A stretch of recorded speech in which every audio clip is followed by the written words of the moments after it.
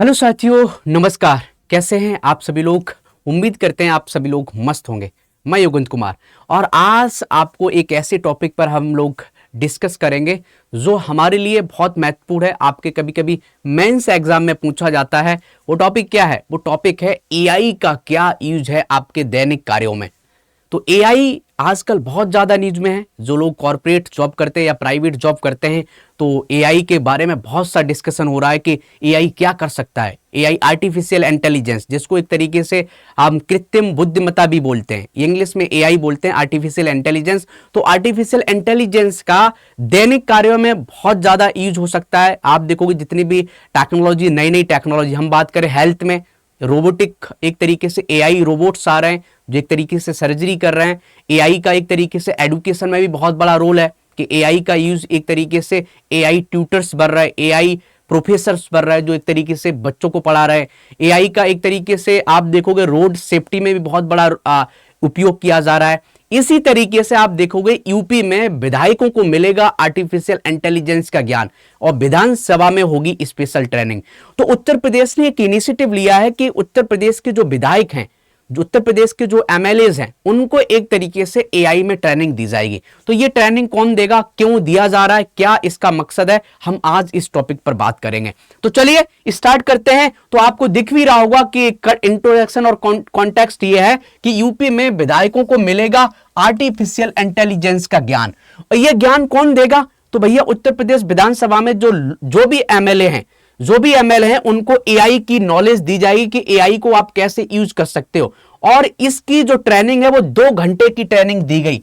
और वो क्या किसने दी? तो आईआईटी के जो प्रोफेसर हैं, जो आईआईटी कानपुर, तो आईआईटी कानपुर के कुछ प्रोफेसर्स आए और जो उत्तर प्रदेश की जो विधानसभा थी उसमें एआई के बारे में ट्रेनिंग दी कि एआई को हम बहुत अच्छे तरीके से यूज कर सकते हैं, एआई हमारे लिए बहुत महत्वपूर्ण है। समझ गए? एआई एक तरीके से आप देखोगे एआई का क्या हम यूज कर सकते हैं गुड गवर्नेंस को प्रमोट करने में।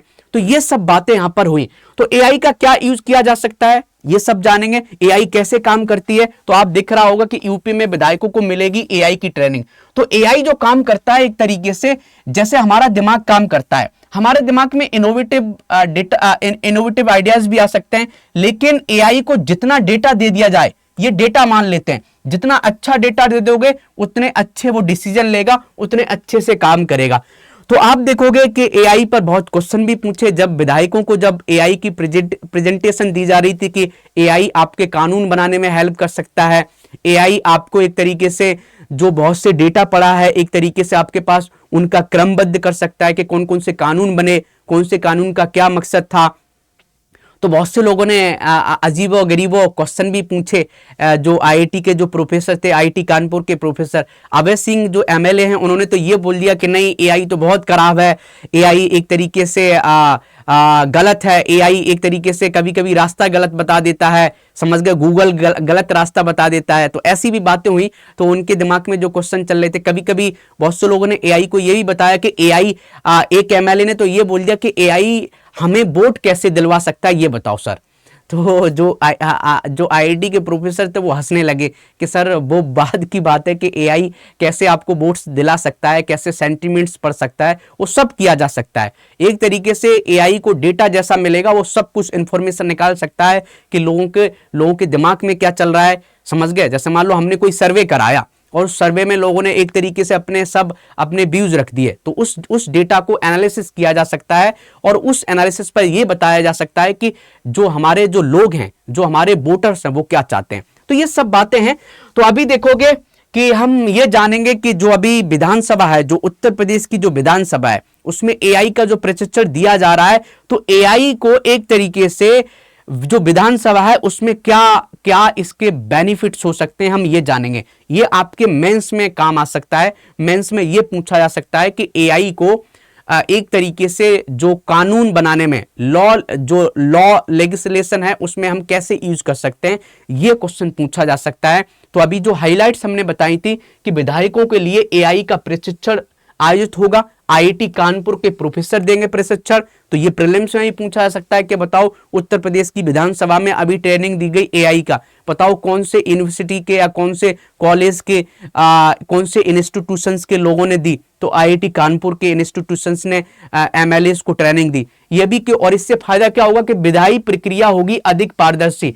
तो एक तरीके से ट्रांसपेरेंसी बढ़ेगी, एक तरीके से इफिशियंट होगा। अब क्या क्या फायदा हो सकता है एआई का यूज करने से? तो एआई के यूज करने से यह होता है कि सबसे बड़ी बात है कि जो बिल ड्राफ्ट करने में बहुत आसानी होगी, कानूनी समस्याओं की पहचान करने में बहुत आसानी होगी, राज्यों और देशों के कानून की तुलना करने में बहुत अच्छी आसानी होगी कि डेटा दे दो उस एआई को, अलग अलग राज्यों में जो कानून बने, किसी भी सेक्टर पर आप कानून बनाना चाह रहे हो तो राज्य के जितने भी राज्य के कानून होंगे एक जगह डाल दो, दोनों को कंपेयर करा सकता है, समझ गए? या दूसरे देश का भी कानून लेके आ जाओ, उसको भी कंपेयर करा सकता है। इंटरनेट, मीडिया, सर्वेक्षण, इन सभी के डेटा को एक तरीके से एनालिसिस कर सकता है। तो एआई को एक तरीके से बहुत अच्छे से हम यूज कर सकते हैं और इसके जरिए किसी भी प्रस्तावित कानून के सामाजिक आर्थिक प्रभावों का पूर्वानुमान लगाया जा सकेगा। एआई पुराने दस्तावेजों, सदन के अंदर की बहस, रिपोर्टों को क्रमबद्ध कर सकता है कि कोई भी रिपोर्ट है उसको एक तरीके से सिस्टमेटिक वे से प्रेजेंट कर देगा, कोई जो बहस है किसी टॉपिक पर उसको भी रिप्रेजेंट कर देगा। तो ये सब एआई के थ्रू किया जा सकता है। और दूसरा, एआई सबसे बड़ा ये भी कर सकता है कि जो हमारे भाषण हैं, जो हमारे दस्तावेज हैं, उनको एक तरीके से ट्रांसलेट भी कर सकता है। जैसे मान लेते कि मुझे ट्रांसलेशन चाहिए, हिंदी को इंग्लिश में चाहिए या इंग्लिश को हिंदी में चाहिए या उर्दू को हिंदी में चाहिए, उसको भी ट्रांसलेट कर देगा, समझ गए? तो इससे क्या होगा कि एक डैशबोर्ड मिल जाएगा कि जो भी एमएलए है उसको लैंग्वेज की दिक्कत है तो एआई के थ्रू किसी भी भाषण को सिस्टमैटिक तरीके से वो पढ़ सकता है।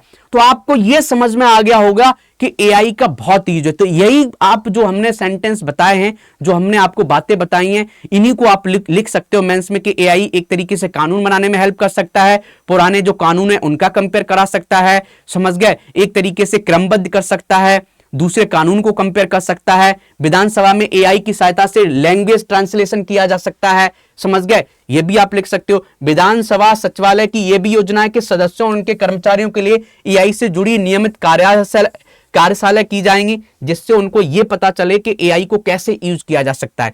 तो आपको यह समझ में आ गया होगा कि उत्तर प्रदेश सरकार अपने आप को हर सेक्टर में डेवलप करने की कोशिश कर रही है, जिससे $1 ट्रिलियन की इकोनॉमी को अचीव किया जा सके। और मुझे लगता है कि एक अच्छा इनिशिएटिव है कि सरकार के जब जो लोग कानून बना रहे हैं उनको नई नई कानून के बारे में पता चले कि नए नए कौन कौन से ऐसे टेक्नोलॉजीज हैं जो आपके कानून में हेल्प कर सकते हैं। ये सब बातें बहुत जरूरी हैं और मुझे लगता है अच्छा इनिशिएटिव है।